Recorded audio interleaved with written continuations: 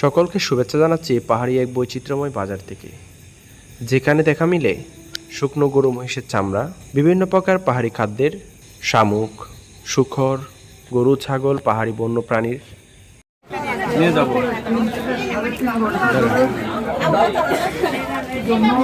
দূর থেকে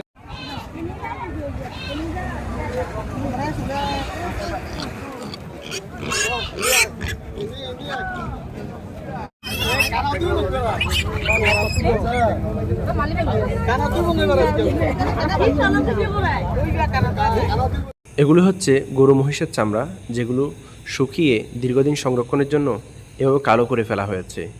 আগুনে পুড়িয়ে সেই চামড়াগুলোর পশম ওঠানো হয়েছে। এটা হচ্ছে পাহাড়ি ছাগল, পাহাড়ি পাটা ছাগল। এটা কি বিক্রি করতে আছেন?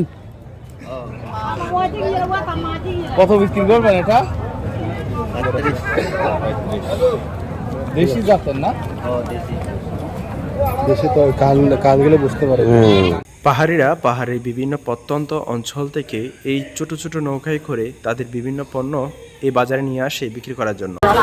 দিদি ফাড়িয়া দুনুয়া হ্যাঁ 3000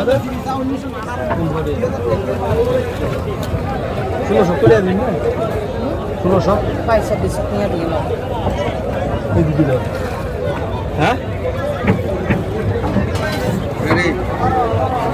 পাহাড়ে উৎপাদিত সকল পাহাড়ি পণ্যই কিন্তু এই বাজারে আসে এইভাবে ছোট ছোট নৌকায় করে নিয়ে আসা হয়। কেউ বা বস্তায় করে নিয়ে আসে ধান, চাউল, কেউ নিয়ে আসে কাঁঠাল, একেবারে ফরমালিন মুক্ত খলা এবং আম। এক একজনের এক একটা জিনিস এক একটি ট্রলার ভর্তি হয়ে যায়। আর পাহাড়ে এত পরিমাণে এই জিনিসগুলো হয়, আপনি এখানে না দেখলে বিশ্বাস করবেন না। বড় বই আরে তারপর খাইন তোরা তো কাটিন এটা কি আরে আচ্ছা সুরি খাইলে তো কাটি আরে তো করো। এই দিদির কাছে এখন যে জিনিসটি দেখতে পাচ্ছেন, এই জিনিসের নাম হচ্ছে দাবা।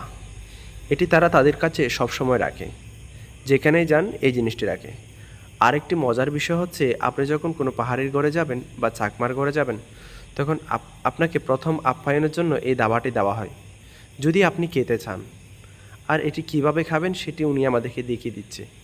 উপরে একটু তামাক দেওয়া হয়েছে, সেখানে একটু একটু আগুন দিচ্ছে, এবং যখন বাঁশের সেই উপরিভাগে যখন নিঃশ্বাসটা টানা হয়, তখনই তার কাছে তামাকের সেই ঘ্রাণটা তার মুখে যায়।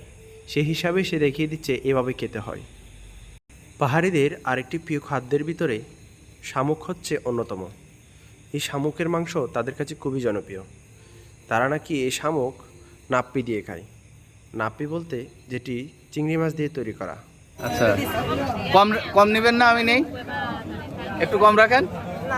আমার না তো পাই একদিনের জিনিস আমি খাবো, কম দিয়ে দিই। আচ্ছা আচ্ছা।